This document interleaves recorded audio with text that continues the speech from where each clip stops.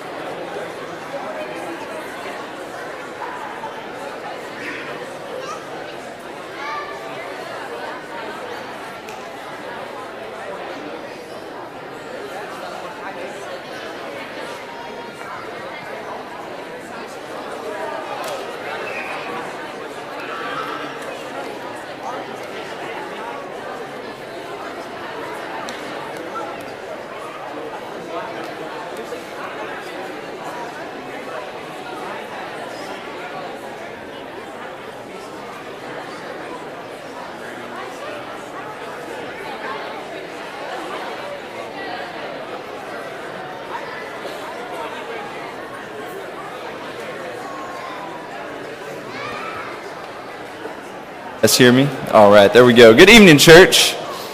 So good to see everybody tonight. We have a few announcements before our young men lead us in singing tonight. First off, Keith Henson will have total knee replacement in Little Rock November 1st. So make sure to be keeping him in your prayers. Also, Beverly McNulty is at home recuperating from a recent car accident. Don Shelton is also recuperating at home after heart surgery. So let's be remembering them, as well as Robbie Kemp, Roy Handy, Barbara Stafford, Dorothy Paul, and Barbara Foshi. Our sympathy goes out to Ruby Ann Henson, the mother of Keith Henson, who passed away Friday, October 7th. Her funeral was held Tuesday in Jonesboro. Please remember Keith and family in your prayers, as well as Catherine Cromwell, mother of Terry Cromwell, who passed away Monday, October 10th in Michigan. We have no other details at this time, but please just remember Terry and his family in your prayers. A few events. There's a few of our members who are gone on a mission trip in Arizona right now, helping a church down there. So be sure to be keeping that group in your prayers. Also, we have a wedding shower for Avery Bryant, Sunday, October 16th, in the RNC Parlor from 2 to 4 p.m. They are registered at Amazon, Target, and the Kitchen Store. There will be an RNC Men's Golf Scramble, October 22nd at 8 a.m. at Cypress Creek Golf Course. Sign-up deadline is October 17th. The sign-up sheet is at the info desk. There will be a ladies' Bible class October 18th at 10 a.m. And also there is a Food for Families meal night Wednesday, October 19th. Cost is $5 per person or $20 per family. The menu for that is going to be chicken tenders, macaroni and cheese, mixed vegetables, and brownies. We also are going to have our trunk or treat this month, October 30th, right after evening Bible classes. If you would like to decorate a trunk for that event, there is a sign-up sheet at the info desk, so be sure to check that out. That's all the announcements we have for tonight, so we're going to go and turn it over to our young men.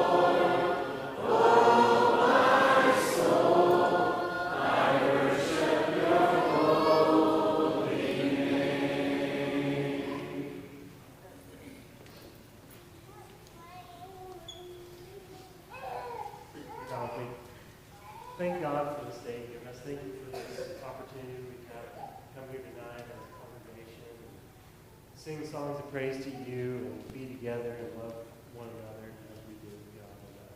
Be with us as we break up our classes, be with the teachers as they have prepared this last week and bring the message to us, and hopefully we take it to heart and learn more about your word. Be with us as we leave this place tonight and throughout the week until we meet again here. In Jesus' name. Amen.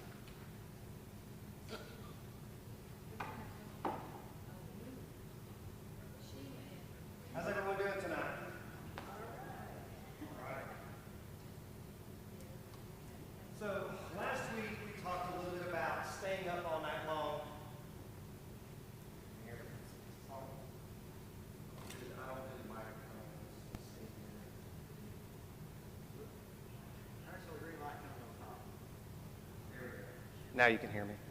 Last week we talked about staying up all night to avoid conflict. And it was an interesting study because as we looked through our different examples, a lot of the examples in the Old Testament seem to be avoiding conflict, staying up all night to avoid conflict, kind of in a negative sense. You're trying to get away with something that might embarrass you or get you in trouble, be it Gideon tearing down the Asherah pole or Saul trying to seek the guidance of a medium or a witch after he had thrown them all out. But then we move on to the New Testament, and almost all the examples of staying up all night to avoid conflict in the New Testament were basically to stay alive, to keep from getting killed. Well, tonight we're going to be talking about staying up all night, pleading with God. Pleading with God. So, what are some reasons that you might stay up all night pleading with God? This is a very open-ended question, and there's some quick answers, but there's also some deeper answers that are a little bit more personal. So why might you stay up all night pleading with God? Over the illness of a loved one or something like that? Yes, that's one of the first things I thought about. You got someone who's sick and dying in bed. Or tragedy. Yes, tragedy of some kind. And there's still that glimmer of hope where they may be okay, they may not be okay. You don't know.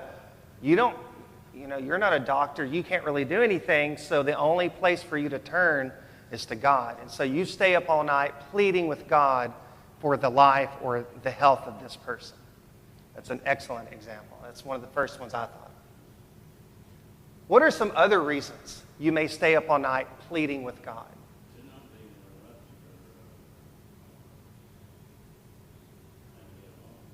Okay? He said you would be up so you wouldn't be interrupted, so you could be alone. I think about that when I get up to walk my dog in the morning. I usually get up around 6-ish. If you ask my wife, my alarm goes off at one time and I get up at another time, but that's beside the point. The point is I get up early to walk him, and it's so quiet and it's so peaceful. And often I can think through my day about what I need to do at work. I can pray. I can think what I need to do, task at home, because I'm not interrupted.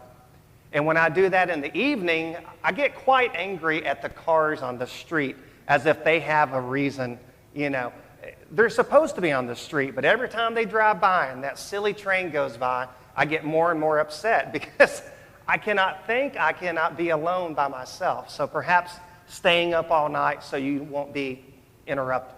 Was that me? Know what that was. Okay. Aha.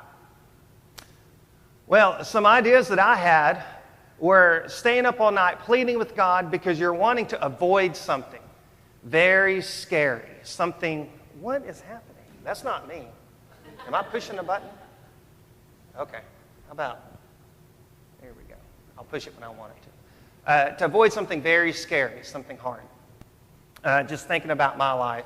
I've got a heart condition. I don't know if you knew that. But I was born with a heart condition, and I won't bore you with the details. But 99% of the time, I feel good and I feel fine. But every now and then, I got to go back to the cardiologist, and they got to take a look and see how things are going. And the problem with this is that I never go in with any idea of how it's going to be. I feel fine. There are many times that I've exercised the day before or the day of my cardiology appointment just to go in, and the doctor will say, well, we think we need to do a heart catheter. One time I went in, felt fine. They said, well, we need to do open heart surgery. Wow. When? In about 3 weeks. It was kind of an emergency. And so I am now gun shy. Growing up when I was younger, all that was for me was a day off of school. So I got to get off of school, go to the cardiologist. They'd say, you're fine, don't do anything stupid. And then it was a free day. But now, family, kids, a couple of scares, I get really wound up about going to the cardiologist because I have no signs. It's not like my chest hurts. I'm not having funny heartbeats or anything. I just walk in like everything is rainbow and sunshine. And sometimes they say it's good. Sometimes they say it's not good. And so I get pretty wound up about that.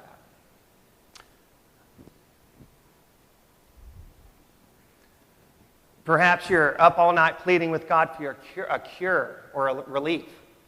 Something else about me, I'm just going to tell you all my ailments.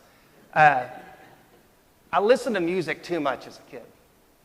I wasn't in a rock band, but I went to plenty of rock concerts.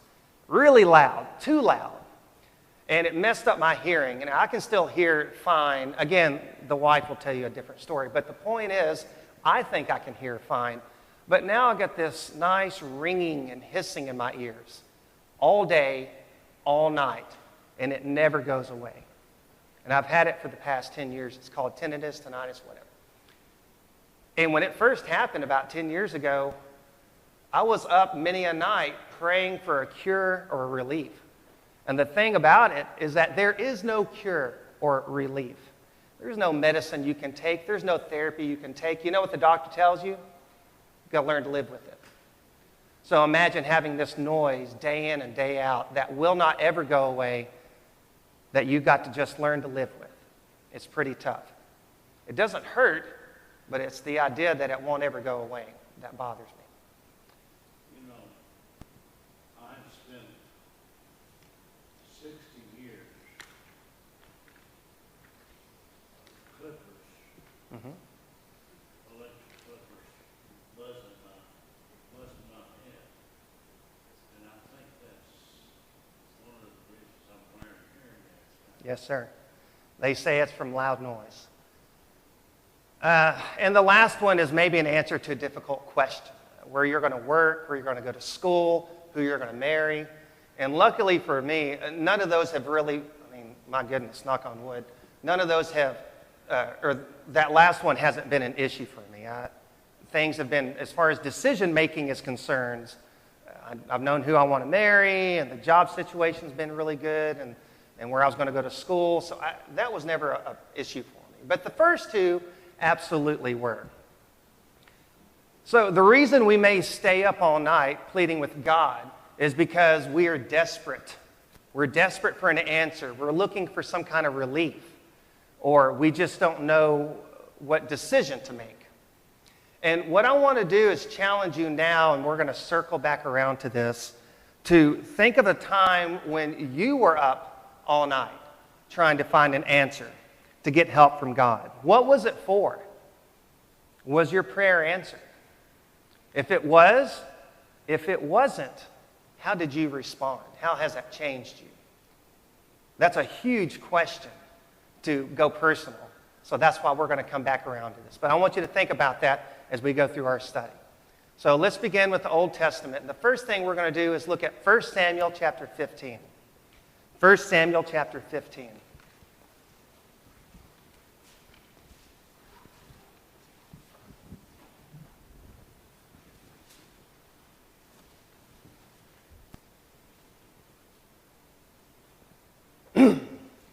There's a lot of little verses here, so I may skip around a little bit. But it starts off with King Saul, which last week we started with Gideon, and then we went to Saul. So something about those people that we always find inspiration. Sometimes good, sometimes not so good. Chapter 15, verses 7 through 11. It says, Then Saul attacked the Amalekites all the way from, can't say these words, Havilah, to Shur, near the eastern border of Egypt.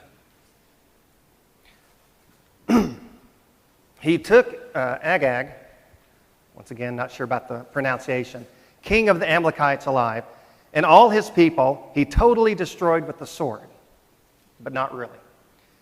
But Saul and the army spared Agag, and the best of the sheep and cattle, the fat calves and the fat lambs, everything that was good.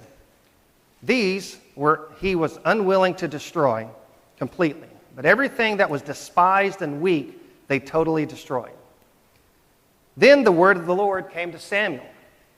I regret that I have made Saul king, because he has turned away from me and has not carried out my instructions. Samuel was angry, and he cried out to the Lord all night. I don't think I want to read the rest of that. because I was a little late getting down here. But what I want to ask you is this. Why is Samuel pleading with God? What is he pleading with God for all night? Here's a hint. It's not himself.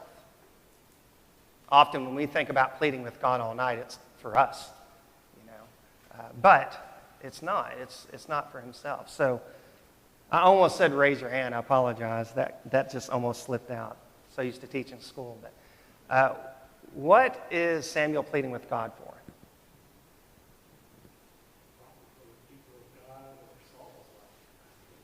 Yes, absolutely. Because Samuel said that God had said to Samuel that he regretted that he had made Saul king. As I try to read into this, it says that Samuel was angry. And I wonder, was he angry with God's decision to pull Saul down off his pedestal? Was he angry with Saul for making a poor decision? I wonder who exactly Samuel was angry with. I'm going to go with the second one there. He knew what Saul was supposed to do. And he said, we're taking the best. We're leaving him alive. And he was upset that, I think that at least part of that night, that Saul wasn't listening to God. Okay. Not that he wasn't listening to him. He wasn't listening to God. Not following through, almost second guessing God. God told him what to do, and he thought he knew better. That's a good lesson for us as well, thinking we know better than what God commands us.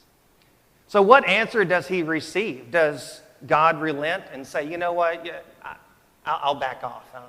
I'll let Saul be king. Is that the answer that he receives?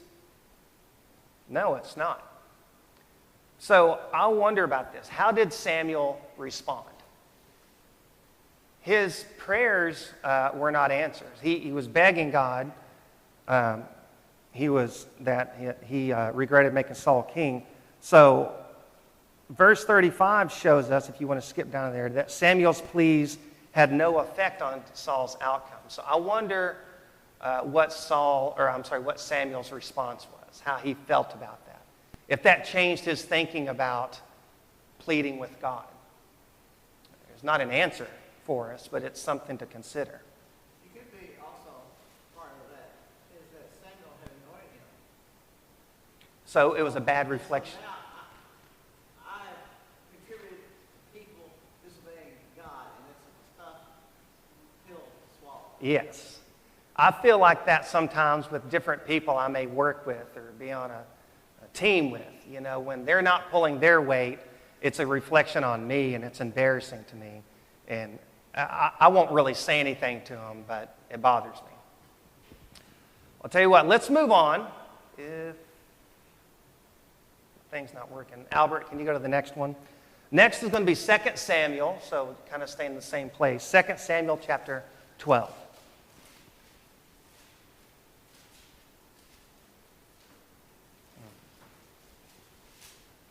2 Samuel 12.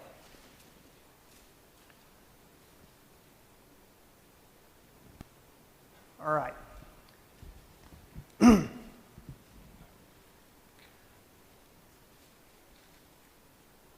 So this is the story of, well, I shouldn't say the story, but the aftermath of the story of David and Bathsheba. Chapter 12, starting with verse 14.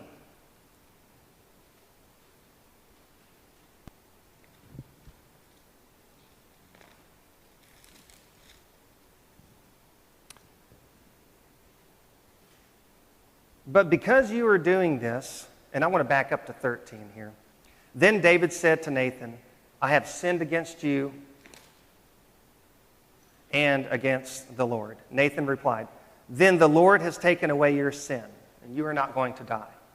But because you are doing this, you have shown utter contempt for the Lord, and the son born to you will die. After Nathan had gone, the Lord struck the child that Uriah's wife had borne to David, and he became ill. David pleaded with God for the child. He fasted and spent the nights lying in sackcloth on the ground. The elders of the household stood beside him to get him up from the ground, but he refused. and he would not eat any food with them. On the seventh day, the child died. David's attendants were afraid to tell him that the child was dead, for they thought, well, the child was still living. He wouldn't listen to us when we spoke to him. How can we now tell him the child is dead? He may do something desperate. David noticed that his attendants were whispering among themselves, and he realized the child was dead. Is the child dead? He asked. Yes, they replied, he is dead. Then David got up from the ground after he had washed, put on lotions, and changed his clothes. He went into the house of the Lord and worshiped. Then he went to his own house, and at his request, they served him food, and he ate. His attendants asked him, why are you acting this way? While the child was alive, you fasted and wept, but now that the child is dead, you get up and eat. He answered, while the child was still alive, I fasted and wept, and I thought, who knows? The Lord may be gracious to me and let the child live. But now that he is dead, why should I go on fasting? Can I bring him back again? I will go to him, but he will not return to me. So, same type of question. Why was David, I'm not sure why this is not working. Why was David up all night pleading with God?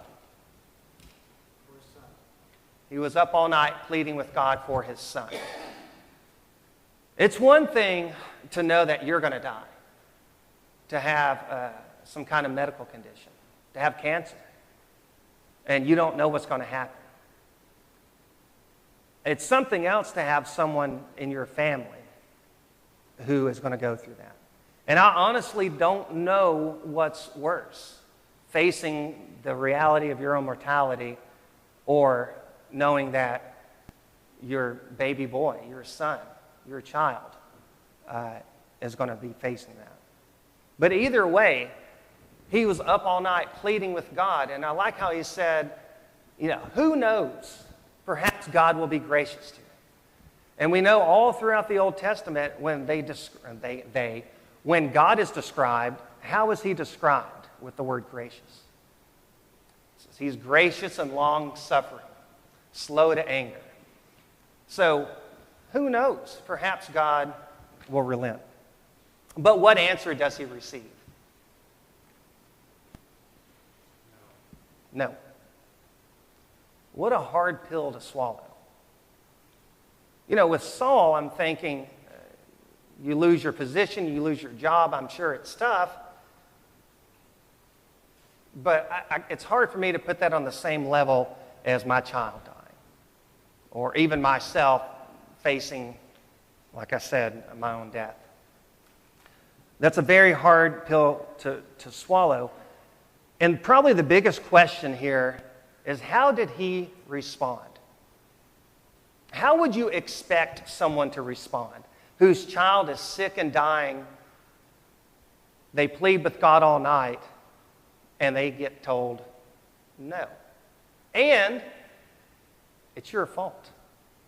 This is because of you. How would you expect most people, how would you expect yourself to respond?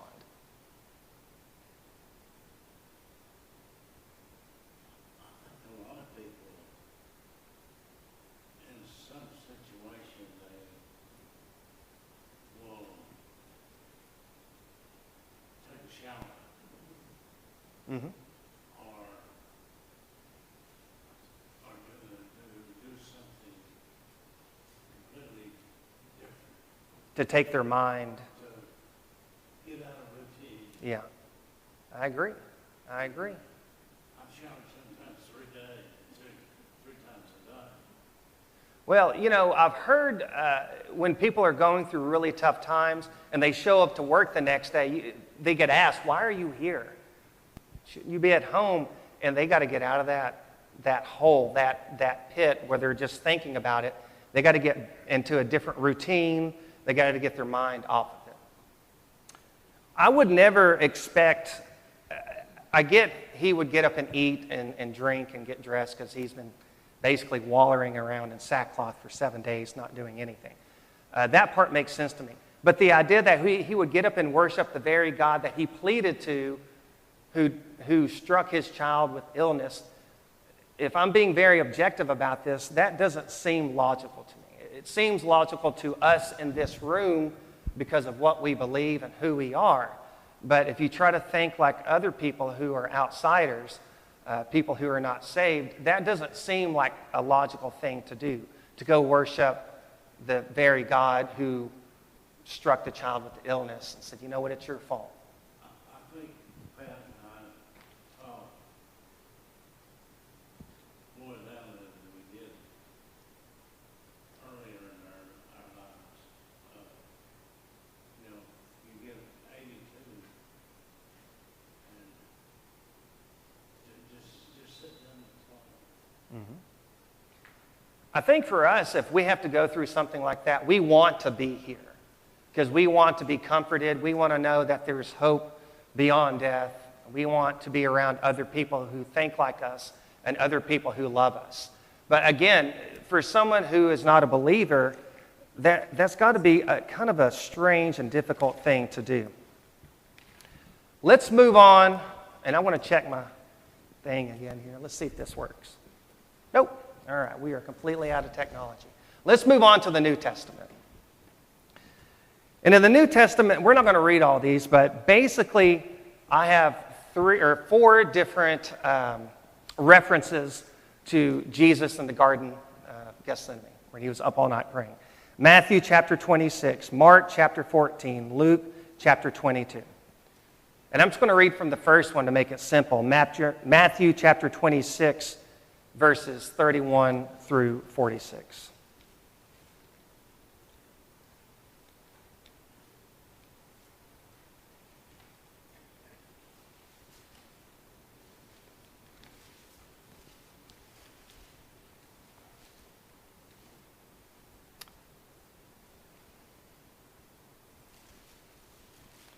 All right, starting with verse 36. Matthew 26, verse 36.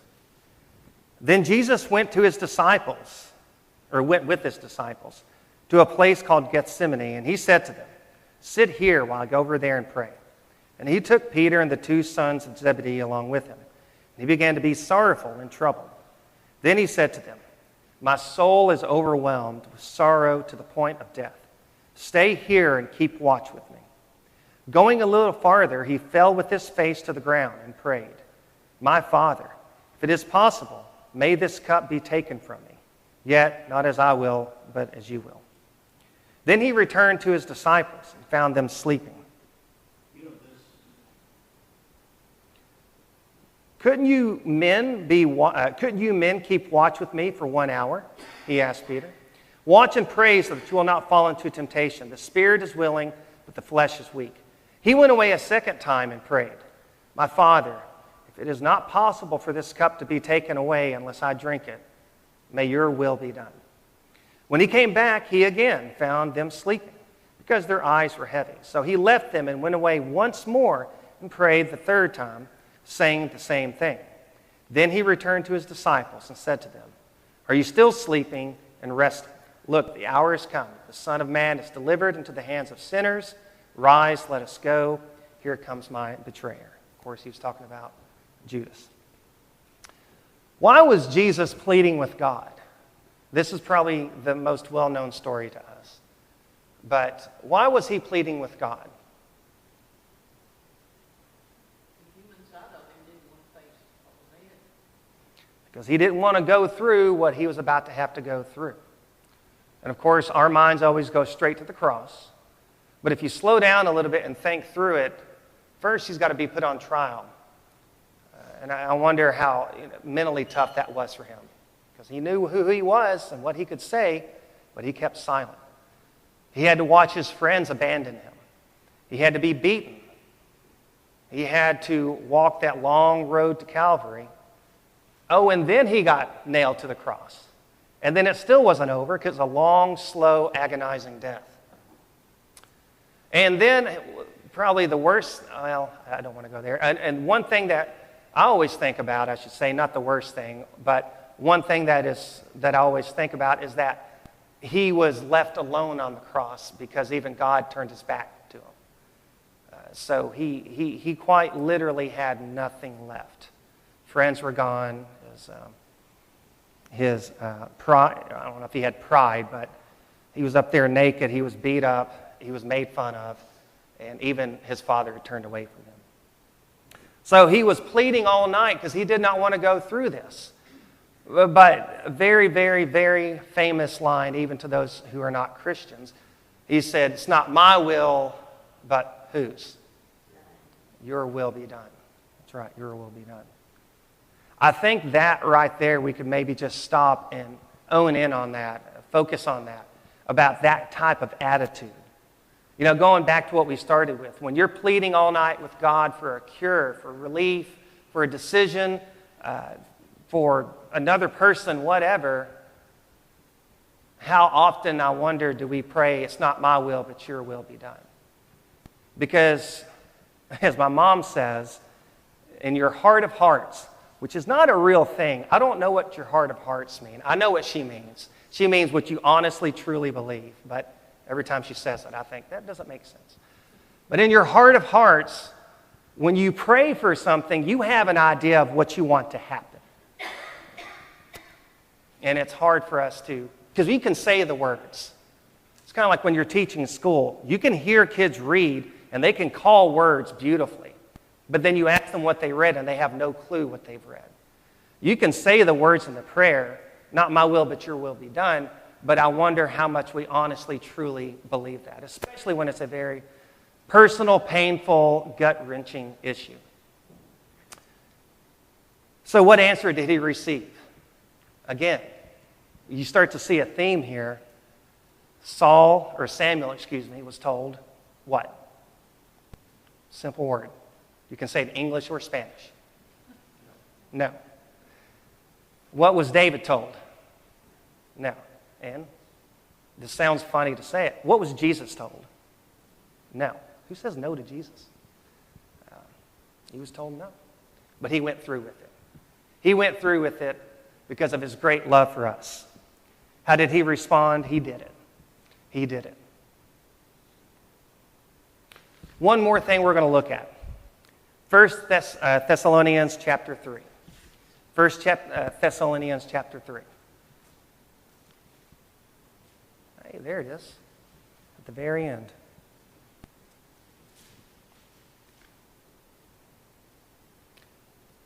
All right, so now we move on to Paul and Timothy. First Thessalonians Chapter 3, verses 6 through 10. But Timothy has just now come to you. Let me start that over. But Timothy has just now come to us from you and has brought good news about your faith and love. He has told us that you always have pleasant memories of us and that you long to see us, just as we also long to see you. Therefore, brothers and sisters, in our distresses and persecutions, we were encouraged about you because of your faith. For now we really live, since you are standing firm in the Lord. How can we thank God enough for you in return for all the joy we have in the presence of God because of you? Night and day, we pray most earnestly that we may see you again and supply what is lacking in your faith. So in this circumstance, Paul is talking to the Thessalonians. And what is he praying about? He's not directly pleading to God in that circumstance. He's talking more past tense. But what was he pleading to God day and night and praying about?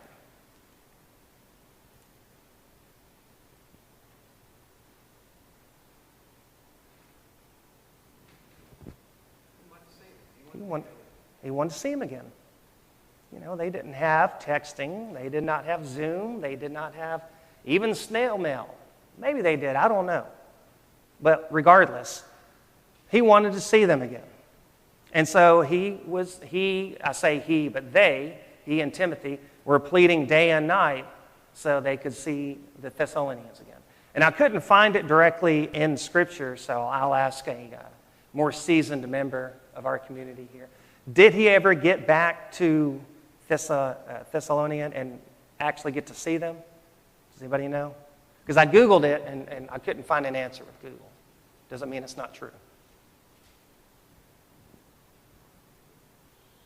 Well, while we're thinking about it, how did God answer his prayer? Not sure, right now. Not sure. But whether or not he was able to get back and see his friends, or if he wasn't, the lesson we can learn from Paul here is that sometimes we're not praying for ourselves in this situation. Sometimes we're praying for other people. And that's a good practice for us to emulate, is praying day and night for other people. So, class is almost over. And we can see lots of different examples in the Old and New Testament of people staying up all night pleading with God. But what does this have to do with me? This is our so what question.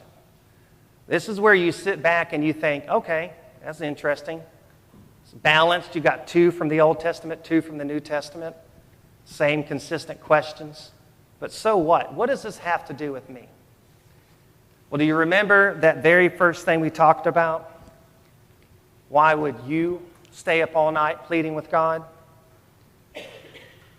I want you to reflect on why you might stay up all night pleading with God and try and compare that to the examples we saw in Scripture in both the Old and New Testament. And ask yourself, am I responding the same way the people did it in the Bible? Am I accepting God's answer? And what am I doing with that? Next week, we are going to be talking about, well, I don't have it here, but next week we'll be talking about staying up all night with God. That's all we have for tonight. Oh, there it was. And that is it. Thank you very much. Yes, ma'am. When Jesus was praying in the garden, Mm-hmm. do you think maybe the main thing he was really going through was the sin part? The what part? Sin. He'd gone his whole life without sinning. And he didn't want to mess up at the end? Well, he bore our sins. So our sins went, he carried our sins. Mm-hmm. 2 Corinthians 5:21 says he made him who knew no sin to be sin for us. So that's when he felt sin. Right. And he never knew what it was like. He felt that before. I've never considered that. I think that's an excellent idea. Very good. Anybody else? All right, we're going to call it a night. Thank you very much.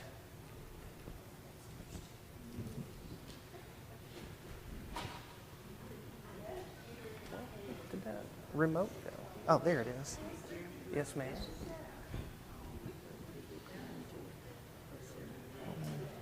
We have no record that he's able to do so. So that was another no answer. Look at that. His friends there. Yeah. Okay, I never knew that. And that's an Acts 20. Well, I was looking at the reference in the parentheses. Oh, I guess I could turn all this off. One of the reasons they thought that,